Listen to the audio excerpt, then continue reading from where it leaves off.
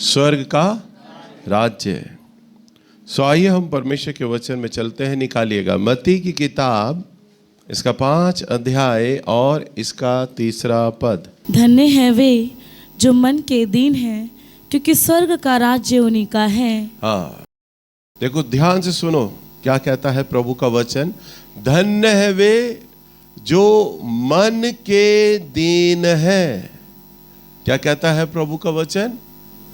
धन्य है वे जो मन के दीन हैं, क्योंकि स्वर्ग का राज्य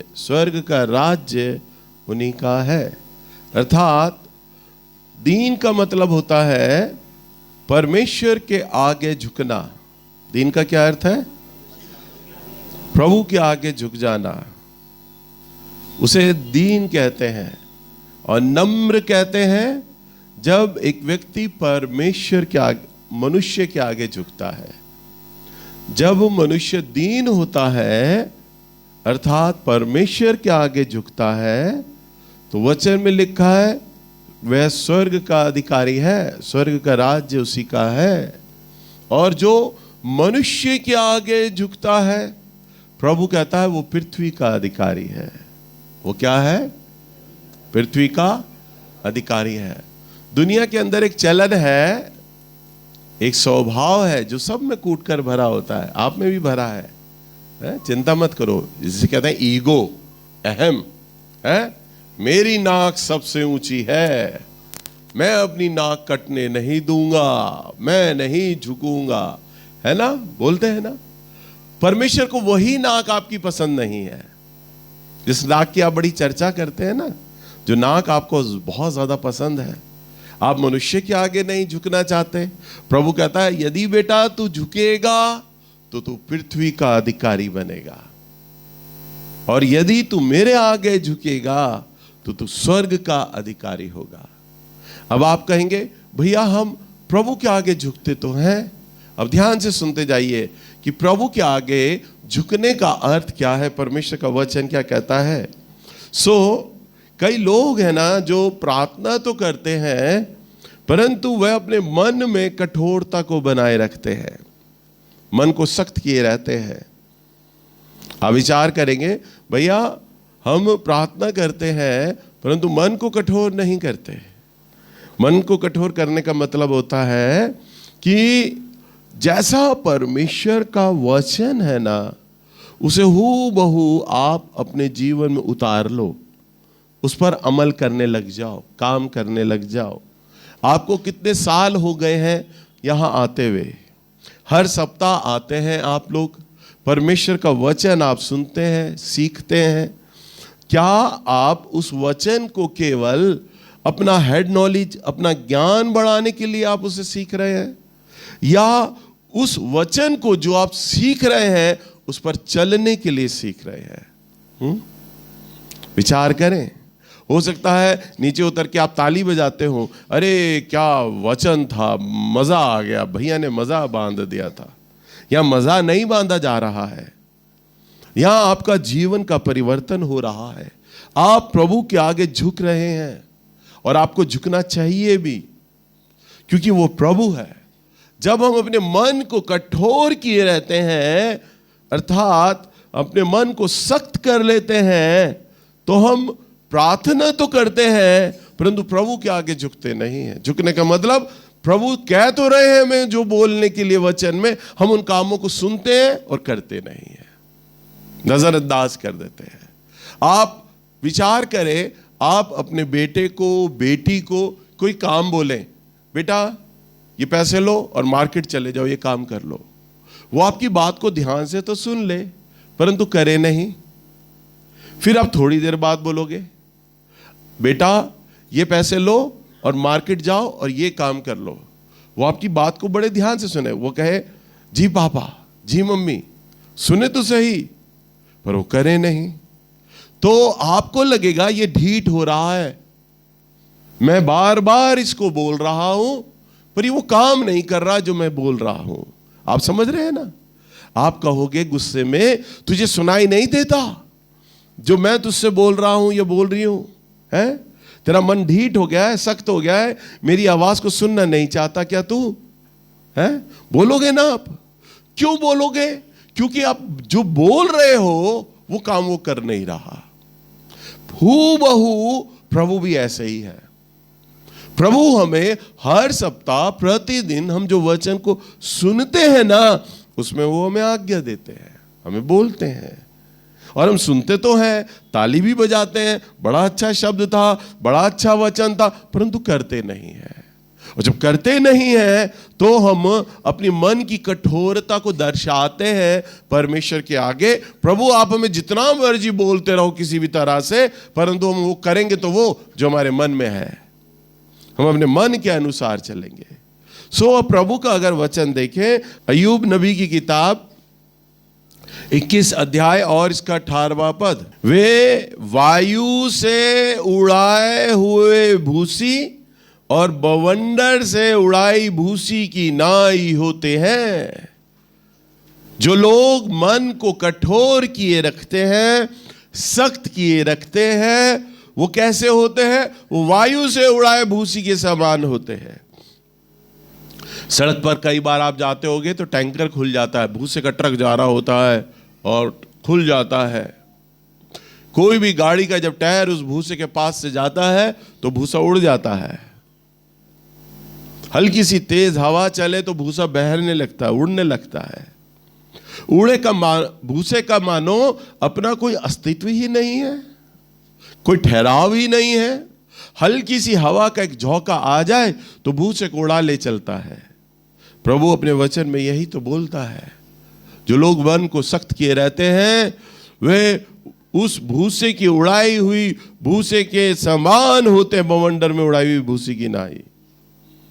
तो आपके जीवन में जो बातें घटती हैं, जो परिस्थितियां होती हैं, वो एक वायु के समान होती है, हवा के समान होती है। वो आपके जीवन में जो परिस्थितियां आती हैं, और वो आपको कभी इधर फेंकती हैं, कभी आपको इधर फेंकती है, कभी आपको इधर फेंकती है। आपके जीवन में ठहराव ही नहीं आ पाता, आप रुक ही नहीं पाते। आप कभी उस रिश्तेदार की मदद मांगने जाते हैं तो वह रिश्तेदार नकार देता है, आपको परिस्थिति फिर पटकती है, आपको लगता है अरे मेरा वो रिश्तेदार तो मेरे साथ आएगा काम में, पर आप उसके पास भी जाते हो, वो भी आपको मना कर देता है। फिर और परिस्थिति आती है, फिर वो आपको हवा के समान ले जाती है। आपकी पकड़ आपके जीवन पर खुद ही नहीं होती। आप हवा के समान, आप उस भूसी के समान रहते हो जो वायु में उड़ाई जाती है। क्योंकि आपका कारण क्या है? आप दीन नहीं है, मन को सख्त किए हुए हैं आप, इसलिए आप अभी तक प्रभु के आगे झुके नहीं हैं। परमेश्वर की जो इच्छा है, जो मर्जी है, उसको आप अभी तक मानने के लिए, जानने के लिए तैयार ही नहीं हैं। सो आप भूसे के समान उड़ाए जाते हैं। और हम इसी का देखेंगे 19वां पद, आगे क्या लिखा है? तुम कहते हो परमेश्वर उसके अधर्म का दंड उसके बाल बच्चों के लिए रख छोड़ता है, वह उसका बदला उन्हीं को दे, ताकि वे जान ले दुष्ट अपना नाश अपनी ही आंखों से देखे। ईश्वर उसके अधर्म का दंड, यानी परमेश्वर उसके अधर्म का दंड उसके लड़के वालों के लिए रख छोड़ता है। क्या कहता है? उसके अधर्म का दंड उसके लड़के वालों, उसके लड़के वालों कौन? उसकी आने वाली नस्लें, उसके बच्चे, उसके बेटे बेटियां। ये नेचर है प्रभु का, है? हमारे गुनाहों का बदला, हमारे पापों का बदला प्रभु आपसे तो लेंगे ही लेंगे, पर वो बच्चों से भी लेते हैं, और उनके बच्चों से, और उनके बच्चों से, और उनके बच्चों से, और उनके बच्चों से, और ये सिलसिला कभी रुकता नहीं है, वो चलता रहता है। जैसे मानो बाप ने कर्ज ले लिया हो, अब बेटा उसका ब्याज भुगतेगा, और जब वो बेटा मर जाएगा, उसका बेटा जब होगा यानी पोता, वो भुगतेगा दादा का कर्जा। और फिर वो मर जाएगा, फिर वो अगली नस्ल, चौथी नस्ल आएगी, यानी अपने परदादा का कर्जा वो भुगतेगा। वचन में लिखा है वह परमेश्वर अधर्म का दंड उसके लड़के वालों के लिए रख छोड़ता है। लिखा है ना, यही रख छोड़ने का मतलब जमा करके रख लेना। क्या करके रखना? जमा करके। प्रभु का स्वभाव है वो हमारे गुनाहों को, हमारे अपराधों को जमा कर लेता है, जमा, इकट्ठा। और लिखा है और उसका बदला उसी को दे, उसी को देगा वो, ताकि वह जान ले, वह जान ले। कम से कम गुनाह का जो बदला है ना, वो 7 पीढ़ी तक जाता है, 4 से 7 तक, 4 पीढ़ी से 7 पीढ़ी तक जाता है कम से कम। अब आप विचार करें, जो आपने छुपकर किया और या खुले में किया, जो भी अपराध, मैं डरा नहीं रहा, ये परमेश्वर का स्वभाव है, उसके काम करने का तरीका है। वो हमारे अधर्म का बोझ रख छोड़ता है। आज आपके जीवन में जो असाध्य समस्याएं आ गई हैं, जो रोग आ गए हैं, जिनसे आप चंगे नहीं हो पा रहे, आप अपने काम में कामयाब नहीं हो पा रहे, आप कर्जे में चल रहे हैं, अभी तक मेहनत कर रहे हैं, पर आपका पैसा तो कोई और उड़ा ले जाता है, आपका जीवन खराब हो रहा है, बर्बाद हो रहा है, आप सोच रहे हैं ऐसा क्यों हो रहा है? आपको नहीं मालूम आपके अपराध और आपके पूर्वजों के अपराध वो प्रभु ने जमा करके रखे हैं। चाहे आप किसी भी धर्म के क्यों ना हो, परमेश्वर को इससे लेना देना नहीं होता। आप किस धर्म के, धर्म तो आदमी ने बनाया, मनुष्य ने बनाया, परमेश्वर ने नहीं बनाया। परमेश्वर ने तो केवल मनुष्य बनाया, उसने आदम और हव्वा बनाई थी।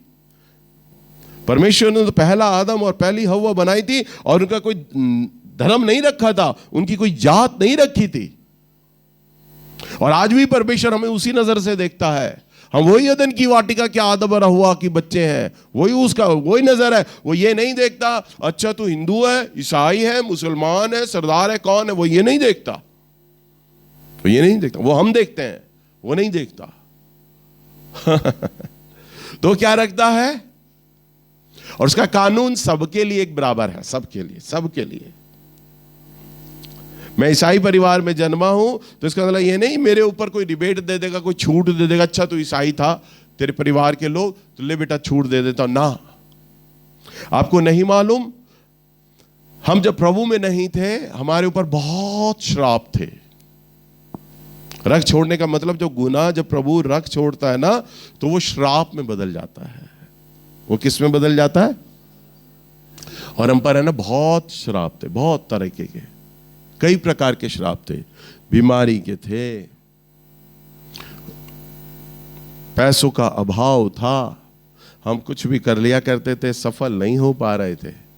हमारे पूर्वज, उनके अपराध परमेश्वर ने रख छोड़े, उनको इकट्ठा करके रख लिया। जैसे मान लो इकट्ठा करके रख लिया है, अब मैं इनकी नस्ल से, इनकी नस्ल से, इनकी नस्ल से बदला लूंगा। ध्यान से सुनो, मेरे पापा, मेरे दादा, परदादा, लग्गर दादा, उससे ऊपर दादा, जितने भी हैं उनके अपराध, फिर मेरे इधर नाना, फिर वो और उसके ऊपर नाना जो माँ के रिश्तेदार थे, उनके अपराधों का बोझ, दोनों तरह की पीढ़ियों का बोझ। आप भी इसी कानून में आते हैं परमेश्वर के, आप भी इसी कानून में आते हैं, आप भी बाहर नहीं है।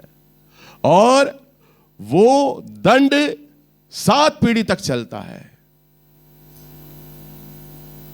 एक बार कोई एक ऐसा अपराध या श्राप आपके जीवन के अंदर आ गया, तो परमेश्वर का वचन कहता है वो रख छोड़ता है, उनको इकट्ठा कर लेता है। और प्रभु का स्वभाव है, वो कभी कोई चीज नहीं भूलता। आप उसके लिए जो अच्छा करते हैं वो कभी नहीं भूलता, जो गलत करते हैं वो कभी नहीं भूलता। हमारे जीवन पर श्राप चला आ रहा था, लगातार चला आ रहा था, कई तरह के श्राप। अभी भी अब जब प्रभु में आ गए, हम सेवा कर रहे, हम चर्च चला रहे, अभी भी हमारे जीवन पर श्राप चले आ रहे थे। श्राप पीछा नहीं छोड़ते। हम चर्च चला रहे हैं, सेवा कर रहे हैं, तो भी श्राप चल रहा है। एक बार मेरी एक छोटी बहन ने एक स्वप्न देखा, सपना देखा, सुनो ध्यान से। उसने सपना देखा, उसने कहा भाई मैं कुछ दिनों से एक सपना देखती आ रही हूँ, हर 2-3 महीने बाद मुझे वो सपना दिखता, हूँ बहू वही। मैंने कहा क्या? कह रही मैंने देखा हम ढका वाले घर में हैं, वहाँ पर दादा मर गए हैं और दादा की लाश सड़ गई है, उसमें कीड़े लग गए, बदबू बहुत ज़्यादा हो रही है।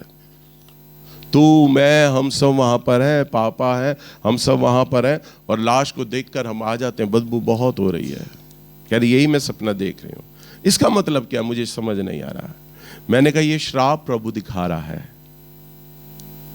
हमारा पुराना घर जहां हम रहा करते थे, हमारा अतीत, दादा किसको दर्शाता? पूर्वज को। सड़ान, लाश की सड़ान, गंध, बदबू जो सह नहीं सकते, अपराध का वो बोझ जो सह नहीं सकते। मैंने कहा बहन तेरे जीवन में कोई एक ऐसा श्राप चल रहा है जो अभी तक क्षमा नहीं हुआ है, प्रभु से क्षमा मांग। उसने क्षमा मांगना शुरू किया, उपवास करने शुरू करे, लगातार उपवास करती रही, और काफी उपवासों के बाद एक दिन परमेश्वर की आत्मा ने उससे व्यक्तिगत बात किया, अब मैंने तेरे सारे श्राप को क्षमा कर दिया है। फिर उसने सपना देखा, उसने सपना देखा हम ढका वाले घर में हैं और हमने दादा की लाश को अब गाड़ दिया है, उसी घर के अंदर हमने उनकी कब्र बनाई, उन्हें गाड़ दिया। गाड़ने का मतलब अब वो क्षमा हो गया है, दूर हो गया। नवीन भैया ने कुछ साल पहले अपना जन्मदिन मनाया था, जब हम पुराने घर में रहा करते थे, तो उनके जितने भी आत्मिक बच्चे थे जो भविष्यवाणी करते थे, भविष्यवक्ता भविष्यवक्तिनी थे, वो सब आए हुए थे। उन्होंने मेरे बेटे शारोन को भी बुलाया, वो भी वहां पर गया, उसने वहां का उनका जन्मदिन अटेंड किया। नवीन भैया ने मेरे बेटे को भविष्यवाणी करने का मौका दिया, उसने भविष्यवाणी करी।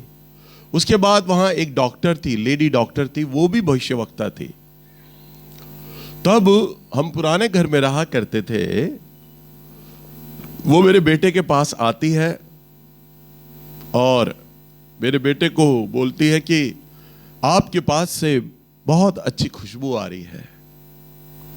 तो मेरे बेटे ने सोचा कि शायद मेरे परफ्यूम की बात कर रही है। उसने कहा हाँ मैंने उस कंपनी का परफ्यूम लगाया है। वो कहती मैं उस परफ्यूम की खुशबू की बात नहीं कर रही, आपके पास से स्वर्गदूत की खुशबू आ रही है। और उसने उन स्वर्गदूतों के नाम बताए, एक का फलाने का नाम यह है, दूसरे स्वर्गदूत का नाम यह है, आपके साथ वो 2 स्वर्गदूत रहते हैं। तो मेरा बेटा इस बात को समझा नहीं, क्योंकि ये पहला एक्सपीरियंस था। उसने कहा मैं इस समय दिल्ली में आपके घर पे चली गई हूं। बताओ, रायपुर में खड़ी है मेरे बेटे के साथ, पर वो बोल रही मैं दिल्ली में हूं इस समय आपके घर पे। कह रही मैं अगर आपके घर में जाऊं तो मुझे जाते समय पहले सीढ़ियां चढ़नी पड़ती हैं, 3-4 सीढ़ियां। कह रही मैं सीढ़ी चढ़ती हूं, मैं आपके घर जाती हूं, जैसे ही अंदर जाती हूं तो पहले मेरे पैरों में सोफा टकराता है। मेरे बेटे ने कहा बिल्कुल ठीक, सोफा ही आता है। उसने कहा फिर मैं अंदर जाती हूं तो लेफ्ट साइड में तो किचन आता है। उसने कहा लेफ्ट साइड में किचन है। उसने कहा फिर मैं आगे जाती हूं तो 2 बेडरूम आते हैं, इधर सीधे हाथ वाला और लेफ्ट साइड वाला। मेरे बेटे ने कहा बिल्कुल ऐसा ही है, 2 बेडरूम आते हैं। उसने कहा अब मैं लेफ्ट साइड वाले बेडरूम में जाती हूं, वहां आप सोते हो। मेरे बेटे ने कहा मैं लेफ्ट साइड वाले बेडरूम में सोता हूं। कह रही और उस बेडरूम में भी 2 बेड लगे हुए हैं। उसने कहा मेरे बेटे को, मेरे बेटे ने कहा हाँ। कह रहे जो दूसरा बेड है, जो लेफ्ट साइड वाला बेड है, और उसके लेफ्ट साइड वाली जो साइड है वहां पर आप सोते हो। मेरे बेटे ने कहा हाँ बिल्कुल ठीक, मैं वहीं पर सोता हूं। कह रहे वहीं पे तो पूरी रात वो दोनों स्वर्गदूत खड़े रहते हैं आपके पास, उनकी स्मेल आ रही है मुझे। तो मेरा बेटा चौंक गया कि मैं रायपुर में हूं, दिल्ली का पूरे मेरे घर का नक्शा बता रही, मैं कहां सोता हूं, ये सब बता रही है। फिर कहती आपके ऊपर आपके पूर्वजों का एक श्राप चला आ रहा है। उसने बोला कई श्राप थे, ज्यादातर सारे श्राप आपके उपजीवन से टूट गए हैं, अभी एक श्राप रह गया है आपके जीवन पर। मेरे बेटे ने कहा क्या है वो श्राप? उसने कहा जब आप उस उसके क्षमा के लिए आप प्रार्थना करोगे, और आपके पिता जब क्षमा के लिए प्रार्थना करेंगे तो उसका साइन होगा, उस श्राप का ये साइन होगा, ये चिन्ह होगा। आपकी जो पहली औलाद होगी ना, वो लड़की होगी। अगर लड़की हो गई, आपको प्रभु ने लड़की दे दी पहले, तो समझ जाना वो श्राप अब हमेशा के लिए हट गया है आपके जीवन से। और अगर लड़का हो गया और लड़का हुआ तो समझना अभी भी श्राप बना हुआ है आपके जीवन पे। आज तक हमारे खानदान में दूर तक, ऊपर से नीचे तक, लड़की बाद में हुई है, लड़का पहले हुआ है। हमारे परिवार में लड़का पहले हुआ है। दूर तक, ऊपर तक चले जाओ नस्लों में, हमारे दादा परदादा जितने भी है, लग्गर दादा, हमारे जितने भी रिश्तेदार हैं, सबसे पहले लड़के जन्मे, बाद में लड़कियां आई हैं। उन्होंने कहा आपके खानदान में दूर तक कहीं भी पहली लड़की नहीं जमनी। उसने मेरे बेटे को कहा, उसने कहा हाँ। कहती क्योंकि लड़का पहला जन्म ले रहा है ना, तो वो श्राप को दिखा रहा है। आपके परिवार में वो श्राप चला आ रहा है, इसलिए पहला लड़का आ रहा है आपके जीवन में। और बताओ, आप तो लड़का लेके खुश होते हो ना, वारिस बनेगा हमारा, है? यहां प्रभु रेड सिग्नल दिखला रहा है, ये वारिस नहीं है, इसने लवारिस बना दिया तुम्हें, है? हालेलुया। कहा कि अगर लड़की हो जाएगी, जो तुम्हारी कई पीढ़ियों से लड़के आ रहे हैं, और तुम्हारे घर में अगर लड़की ने जन्म ले लिया ना, तो समझ लेना वो श्राप टूट चुका है। वो चिन्ह होगा इस बात का। अब मनीषा के गर्भ में बच्चा पड़ा। मेरे बड़े बेटे ने उसका 4 महीने बाद अल्ट्रासाउंड कराया, 4-5 महीने बाद अल्ट्रासाउंड हुआ। मेरी बहू की जो बड़ी बहन है वो कनाडा में डॉक्टर है, लेडी डॉक्टर है, जच्चा बच्चा की। उसने उसको अल्ट्रासाउंड की रिपोर्ट भेजी। उसने कहा लड़का है, गर्भ में लड़का देखकर बता दिया। इंडिया में तो बताते नहीं। इंडिया में शानू ने डॉक्टर को बोला बातों बातों में, मैं आपको पैसे देता हूं, मुझे बताओ। उसने कहा कि नहीं, मैं नहीं बताऊंगा। पर उसने कनाडा रिपोर्ट भेजी। कनाडा में ये आम चीज है, बता देते हैं वहां पर। उसने बोला लड़का है। मेरे बेटे ने बताया पापा लड़का आ रहा है। हमने कहा लड़का आ रहा है, वो तो साइन है, इस बात का श्राप है। हम लग गए प्रार्थना में, मेरा बेटा, मैं, हम प्रार्थना कर रहे हैं, प्रभु जी हम इस श्राप को तोड़ते हैं, तेरे नाम में श्राप को तोड़ते हैं। 9वें महीने का बच्चा हो गया, बिल्कुल मैच्योर, 9वें महीने में। फोटो है हमारे पास अल्ट्रासाउंड की।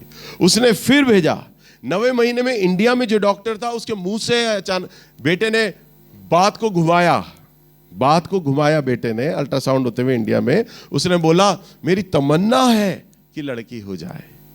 मेरे बेटे ने बोला। उसने कहा क्यों, ऐसा क्यों, लड़के लोग तो लड़का मांगते हैं, अल्ट्रासाउंड करने वाला बोल रहा। उन्होंने कहा कि मेरा तमन्ना है लड़की होनी चाहिए। मेरा बेटा मुंह से निकलवा रहा है, डॉक्टर के मुंह से, कह रहा लड़की होनी चाहिए। लड़का होगा तो मुझे इतनी खुशी नहीं है, लड़की होनी चाहिए। कह रहे नहीं, ऐसी बात नहीं है, आप ये मत सोचो कि लड़की नहीं है, तो अगर आपको लड़का होगा आप उसके लिए दिमाग के लिए तैयार हो जाओ, लड़का भी साथ देता है। ये मत सोचो कि लड़कियां साथ देती हैं, लड़का भी बहुत साथ देता है। मेरे भी ऐसे लड़के हैं, ये है वो है, अपनी कहानी बताने लग गया और मिठाई बांटने के लिए तैयार रहो, हो सकता है आपको लड़का हो जाए, यूं बोला उसने। मेरा बेटा समझ गया, इसलिए अभी तक लड़का है। फिर उसने कनाडा में दोबारा साली को अपने रिपोर्ट भेजा। उसने चेक किया 9वें महीने में बच्चे को। हम फोटो देख रहे, कलर फोटो उसने कराया बेटे ने, अल्ट्रासाउंड का कलर फोटो, लड़का, हू बहू लड़का,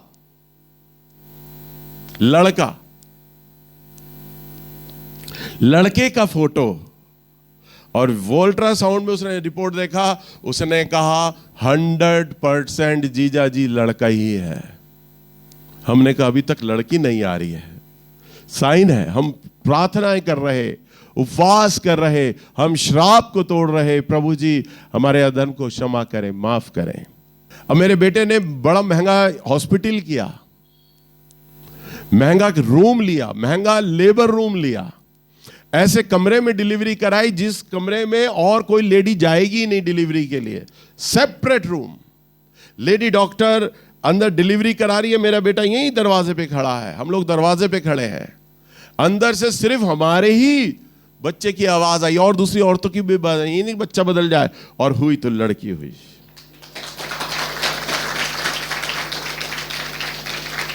लड़का होते होते तक सारी रिपोर्ट्स बता रही थी लड़का, एंड टाइम पे लड़का, 9वें महीने में जब बच्चे के शरीर के अंग बन जाते तब लड़का। प्रभु ने कैसा चमत्कार किया, बदल दिया। हम सब रो पड़े थे।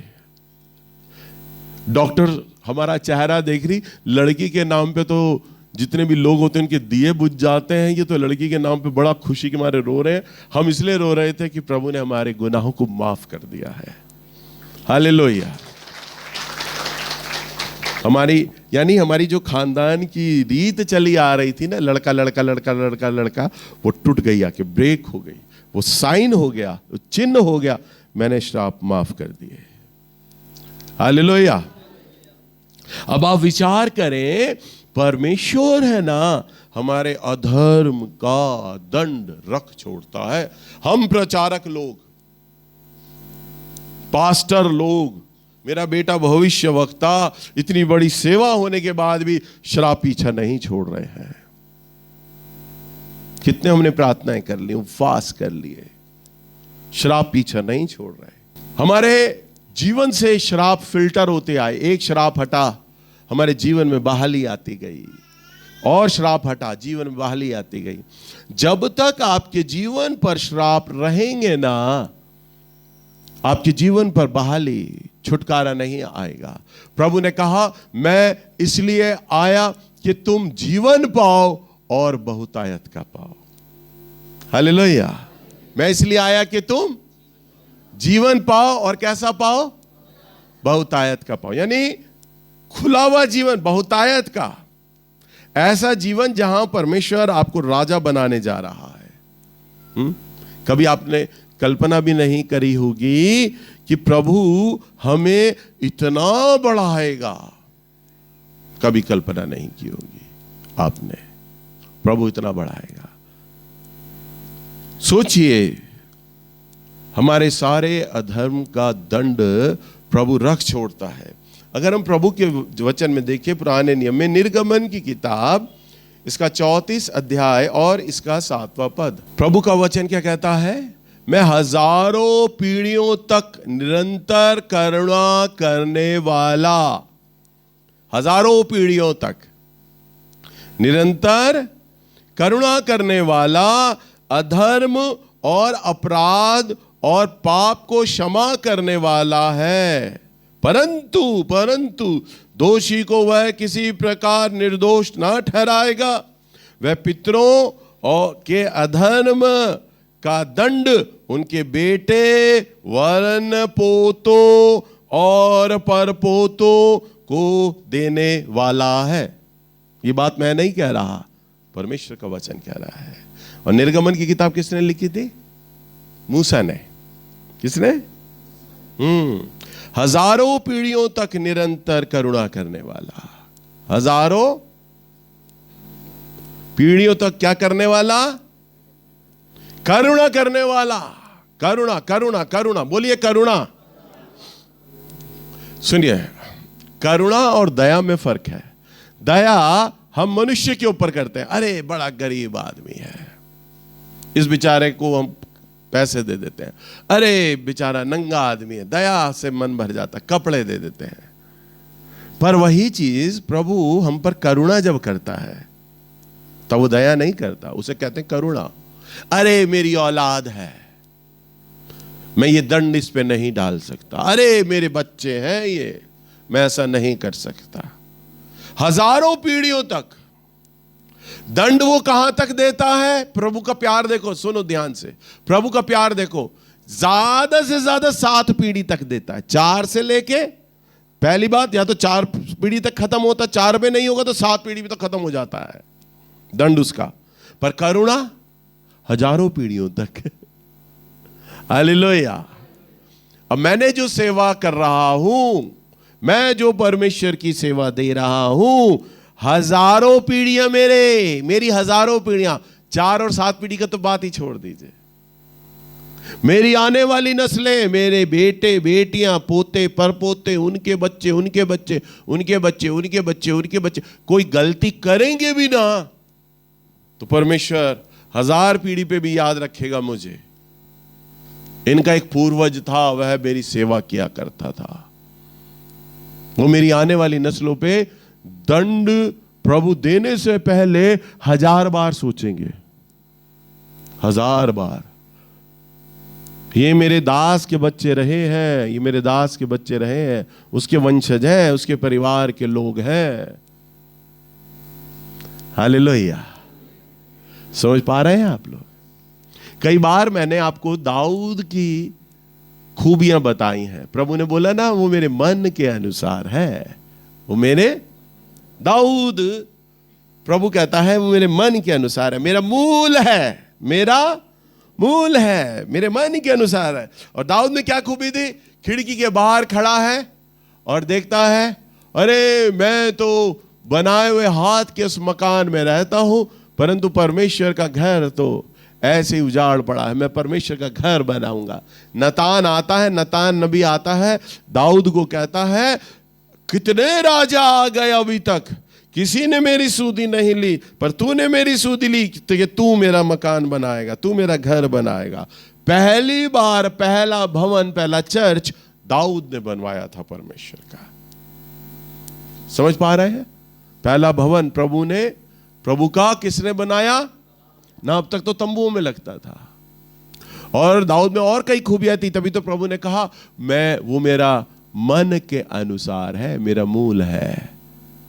और अब विचार करो, हजारों पीढ़ियों तक प्रभु करुणा बनाए रखता है, और इतनी पीढ़ियों के बाद दाऊद के वंश से प्रभु यीशु मसीह आया है ना। परमेश्वर का प्यार दाऊद के घराने से आया, दाऊद के अंदर से आया, उसके वंशों में से हमारा प्रभु यीशु मसीह आया। इतना करुणा निधान परमेश्वर है। अगर प्रभु की दृष्टि में अगर कोई धर्मी आ गया, आज्ञा मानने वाला आ गया, तो परमेश्वर उसे कभी नहीं भूलते, उसे कभी नहीं भूलते। क्यों? प्रभु दाऊद की पीढ़ी में से आया, यही कारण तो था। दाऊद मेरा मूल है, दाऊद मेरे मन के अनुसार है। मत्ती की किताब 1 अध्याय और इसके पहले पद में मत कर लो नोट, सारी पीढ़ियां लिखी हैं, सारी पीढ़ियां, कौन किससे पैदा हुआ, कौन किससे पैदा हुआ, कौन किससे पैदा हुआ, है ना। 42 पीढ़ियां आती है, 42, और 42वीं पीढ़ी के बाद प्रभु यीशु मसीह जन्म लेते हैं। बताइए, 42 पीढ़ी के बाद प्रभु पीढ़ियां दर पीढ़ियां बदल रही हैं, परंतु दाऊद को नहीं भूलता है।